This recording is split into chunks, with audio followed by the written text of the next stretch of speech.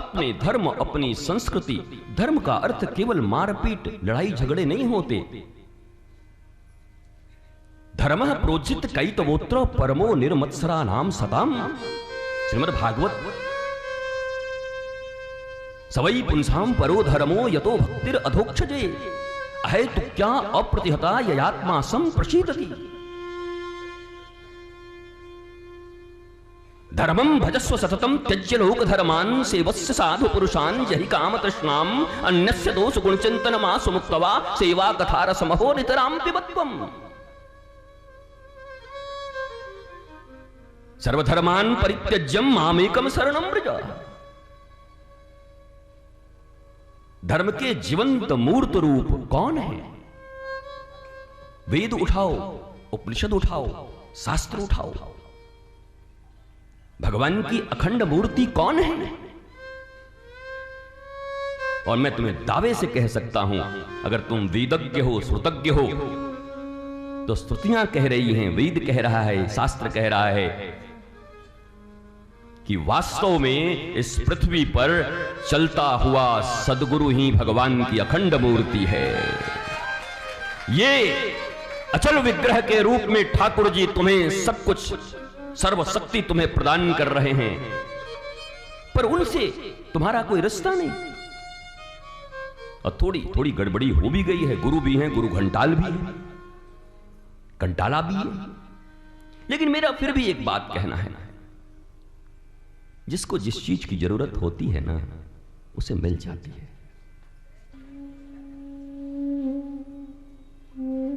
बड़ी बारात में बाराती कहीं जाए और जिसका इसका आदत है, और भले ही प्योर पंडित जी का बारात जाए जिसमें कुछ चीज नहीं चलेगा, लेकिन वहां भी ढोने निकालता है। और जिनको ये लेना हो, बाबा, उनको भी मिल जाता है। जो कबूतरों की तरह जा रहे हैं अपनी ही बहन बेटियों को देखने के लिए, वासना और काम जिनके निगाहों में भरा हुआ है, उन्हें भी मिल ही जाता है।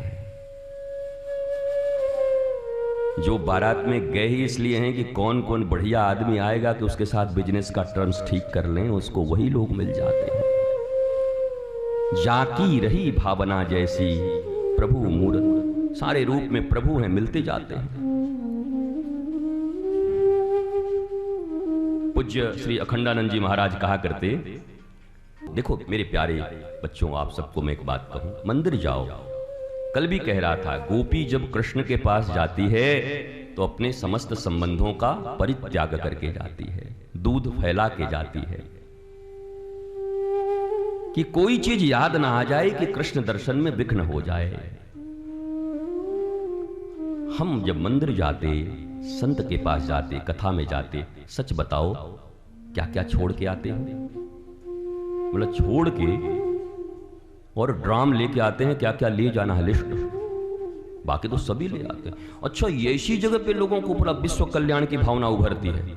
हमारे साले के जो जीजा जी के, उनके फूफा के बेटा के, नाती के, फुफेरे भाई के, चचेरे ददेरे के, ददिया सास के, उनके जमाई के, कमाई के, उनको थोड़ा सा नौकरी के लिए हम कि बड़ा नजदीकी रिश्ता है तुम्हारा, तो बोला बहुत नहीं, अपने हैं। इतना नजदीकी रिश्ता, इतना करीबी तो मैं जानता ही नहीं था। घर में भाई है, भाई के साथ दीवार उठ गया है, एक भाई इधर एक भाई उधर, और चचेरे के, ददेरे के, ममेरे के, फुफेरे के, सलेरे के, घतेरे के, भारी नजदीकी तुम्हारी, क्या नजदीकी है तुम्हारी। तो मनुष्य अपने चरित्र का प्रकाश स्वयं ही चारों तरफ कर रहा है। कभी कभी मुझे लगता है कि ठगों की दुनिया है, जानते तो सब एक दूसरे को है, लेकिन हर ठग चुप है और एक दूसरे की स्तुति इसलिए कर रहा है कि उसको भी पता है कि वो हमको क्या ठगेगा, उसको हम ही ठग लेंगे। समुद्र मंथन जब हुआ तो समुद्र मंथन में भी बड़ा, देखो मिले तो दो कपटी लोग ही। अब देवताओं को भी हम कपटी कह रहे हैं, व्यासपीठ कह रही है, क्योंकि देवताओं के मन में है क्या है, साथ मिलके मंथन करेंगे अमृतवा ता हम ही पियब। और वो जो असुर हैं वो क्या कह रहे हैं? आज तक ऐसा हुआ है? हो जाए माल तो मेरा ही रहेगा। दो कपटी मिले हैं, ज्वाइंट वेंचर। अच्छा, दो कपटी मिले हैं तो जीतेगा कौन? तो यहां पर वही है जिसका उद्देश्य धर्म मूलक होगा, जिसका उद्देश्य संसार का कल्याण, निज कल्याण होगा। और उन सब से भी बड़ी बात, जिनके पक्ष में नारायण गोविंद श्री कृष्ण खड़े होंगे, विजय उसकी होगी।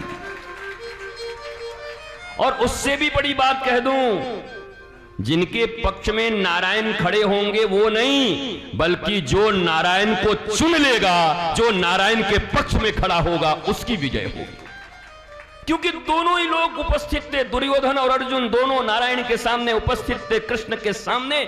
और दोनों के पास अवस्था ऐसी थी कि चुन सकते थे वो। पर दुर्योधन तो डर गया था कि ऐसा न कि अर्जुन फिर सेना चुन ले। वो तो राम राम मना रहा था कि इसको लेके क्या करूंगा अकेला आदमी को, इससे क्या हो।